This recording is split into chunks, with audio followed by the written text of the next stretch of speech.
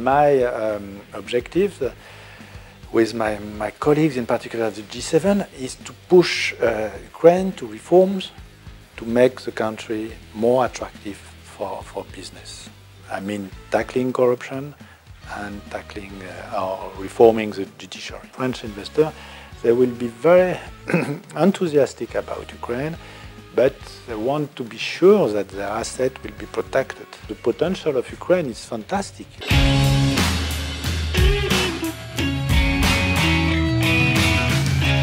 So let's slightly move from the energy topic to the topic on economic relations and bilateral cooperation. We know that such French companies as Danone, Crédit Agricole, Auchan, Decathlon, etc. work in Ukraine, and some of them are considered to be the top leading international employers in Ukraine. So what do French investors see in Ukraine, and why do they see the future here? So what are the reasons for their work? I think first they see a market, a developing market. They see consumers, which are who want to have access to good and qualitative products. They also see a very good workforce, and this is why we are the first foreign employer in Ukraine, and a lot of potential also. Potential from the young in particular, because they are well-trained, well-educated, dynamic, hard workers. So this is a very promising market. Of course, I have many exchanges with the French companies, and they are very satisfied of the environment, economic environment. It's more delicate when it comes to the obstacles, because there are obstacles. The two main obstacles that I see are first corruption and the lack of a good judicial system, because without a very independent and fair judicial system, investors are afraid of putting too much money in the country. This is why the group that you mentioned, most of them are big companies, because they have the experience and they can overcome through lawyers if they go to difficulties. But for the SMEs, the small and middle-sized enterprise, it is more delicate due to these two obstacles that I have mentioned. And my objective with my colleagues, in particular at the G7, is to push Ukraine to reforms to make the country more attractive for business. I mean, tackling corruption and tackling or reforming the judiciary. That's my top priority. And do you see the progress in the recent years? Yeah, I see progress. I see a will from the president himself. This is clear. We see the will. We see some good progress. For example, the law on judiciary that was passed in July, that's progress. But we will see also backtracks and difficulties. So it depends. It goes up and down, and then we have to start again, and so on and so forth. And it's clear that in this context, the decision of the Constitutional Court of October last year was not helping at all, and that was a setback. But the president has the will, and his team has the will to overcome those setbacks, because it is for the good of the country. You know, we will invest. Foreign investors, French investors, they will be very enthusiastic about Ukraine, but they want to be sure that their asset will be protected, not to be stolen, not to be raided by someone, by an oligarch, or I don't know. So this is key, I think. Any reform in Ukraine can be damaged by the lack of progress in the reform of judicial system. Yeah, but if you compare Ukraine and Poland, for example, you see that when the reforms are done in a proper way, even if they are difficult, at the end it is valuable, because at the end of the process you can see how Poland is booming. And once again, the potential of Ukraine is fantastic. You know, you have everything. You have a good agriculture, a dedicated staff, a young generation which is very much Western-oriented. But you have to unleash this potential through reforms. Many French companies work in a big, I would say huge infrastructure projects in Ukraine. The first company that comes to my mind is Aegis, which provides a wide range of services for infrastructure projects in waste management, in municipal infrastructure, and even civil aviation, if I'm not mistaken. What are the most ambitious projects? Was it the participation of a French side that we all should know about? There are so many, but if I want to highlight some of them, first, thank you for praising Aegis, because it is a great French company, and this company, I know very well its CEO, Mr. Laurent Germain, and is fully dedicated to Ukraine. Regarding the big projects, I think I will mention just some of them. The first, because it was the first one, is the Airbus helicopters, the fact that we are providing 55 helicopters to Ukraine to reinforce its security, because they will go to the police, to the border guards, and so on and so forth. And this is really, I think, a strong signal of support. And also maybe the one on the electrical locomotive for Alstom, which is also crucial for your country, because this year you have you got a lot of grains, a lot of cereals due to the good weather condition, but the bottleneck is how do you export those products to the West, and you need electric locomotive for that. You are lacking electric locomotive at the moment. That means that there is a lot of difficulties and traffic jam for lorries and so on and so forth. So this is key for the country. Those two major contracts, one is in place, the other one is not. It is still under negotiation. But I want to mention them because they are symbolic of the strength of our economic relationships.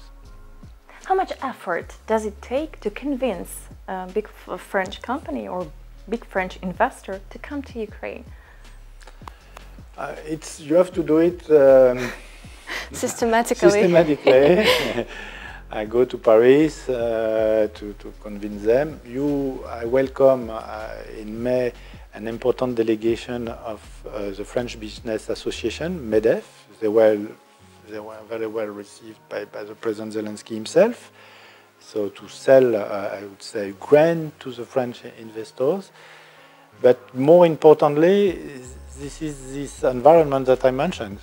For them to be sure and to cross the river, they have to be certain that they are coming in a country that is moving in the right direction. So when we hear bad news, such as the one about the Constitutional Court that I mentioned before, of course, this is sending a wrong signal. And then from that, you have to convince them again that things are going to change and so on and so forth.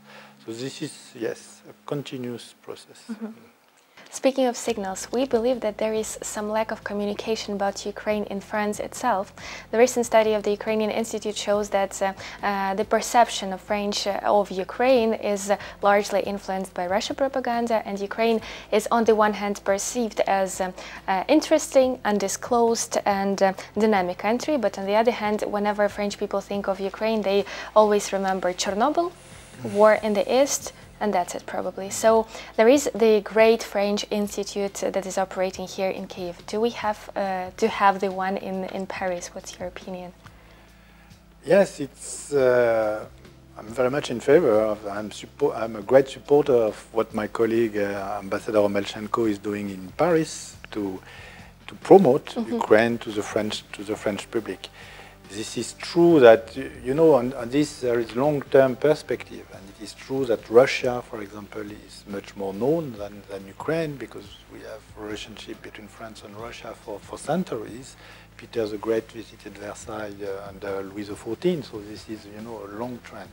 And so for the French-Ukrainian relationship, we have to focus on good symbol, and one of them is the young Anne de Kiev, which was the Queen of France, and she grew up here in Kiev, and she traveled throughout Europe in the ancient time of the Middle Ages.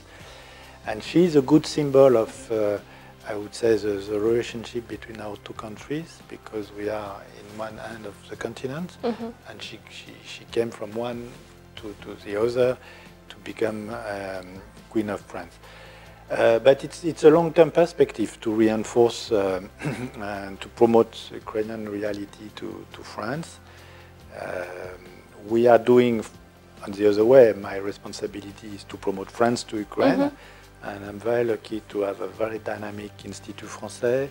We have also in the countryside the Alliance Française in the big cities. They are very active. They are promoting French culture, French language. And once every year we do this Printemps Français, which is a landmark, a cultural landmark event. And I think this is very important to talk about France in Ukraine. What are the most common stereotypes about Ukraine in France? Do you know any? Stereotype? I do not know. No, lack of image, maybe lack of strong image. But stereotype, I do not see any bad stereotype or even good stereotype. But you have to promote your land and as a land of future based on European values and so on and so forth. What can be the tips from the ambassador how to promote Ukraine apart from doing this in the French language? It's for Ambassador Melchenko to answer this question. But he's doing a lot, and I think he has a lot of assets to do his function. Okay, so now I'm gonna touch upon a question I'm very passionate about: fashion. Of course, French people are considered to be very fashionable. Madame Macron is considered to be a style icon, both in Ukraine and I believe everywhere in the world. And the main thing why people love her style is a symbolism in her outfits and a dedication to local designers. Of course, we all know French designers, their fame is ahead of them. But I have to say that Ukrainian designers are not that far behind. So, do you know fashion brands made in Ukraine? Do you follow them and do you maybe wear something made in Ukraine? No. It's a difficult question. I'm not a great fashion fan, I would say. I'm not very familiar with that. I'm more familiar with history and culture by profession. But what I can say is that the French embassy is in Restavska Street, Ulica, and that I can go through a lot of very dynamic Ukrainian designer, and I don't want to mention one of them, otherwise it will create difficulty with the other, but Kiev is becoming more and more a city of fashion, and if it can be done in connection with Paris, which is the city de la mode, I think it's good, yeah. We'll be waiting for this. Last year, Ukraine joined the Biarritz Partnership Initiative. So, in your opinion, what are the interim results of this accession as of today? First, I want really to commend and to praise Ukraine for joining the Biarritz Partnership. It was very much appreciated in Paris, including by Mrs. Macron, because she talked on this with the First Lady, with Pani Olena Zelenska. And it is really a symbol of how Ukraine is changing, how Ukraine is an island of modernism in an ocean, in the region, in an ocean of, I would say, of less advanced countries. And I attended the signing ceremony in September 2020 when Ukraine joined formally the Biarritz Partnership, and that was a very moving moment. And I think it's good for Ukrainian women who are so dedicated to their jobs, to their family, and the fact that your authorities and in particular the Deputy Prime Minister, Mrs. Stefanishina, under together with the First Lady, are working hard to change the situation and to promote gender equality. I think it's a fantastic example of how your country can reform and can go ahead. So bravo, continue in that way, and this is promoting a very positive image.